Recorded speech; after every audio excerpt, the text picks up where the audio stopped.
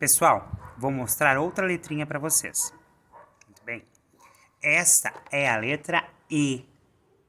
O som da letra E é este. E. E. E. Muito bem.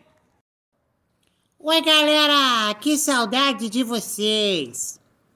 Agora eu vou falar uma palavrinha e vocês vão me responder quem escutou o som da palavra E nas palavras que eu vou dizer, certo?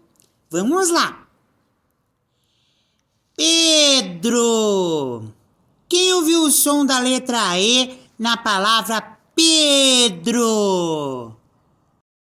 Agora eu vou falar algumas palavrinhas e vocês vão dizer sim ou não. Sim, se ela tiver o som da letra E, e não, se ela não tiver esse som. Muito bem. Meia. Tem a letra E na palavra meia? Muito bem, tem a letra E. Mala. Tem a letra E na palavra mala? Não.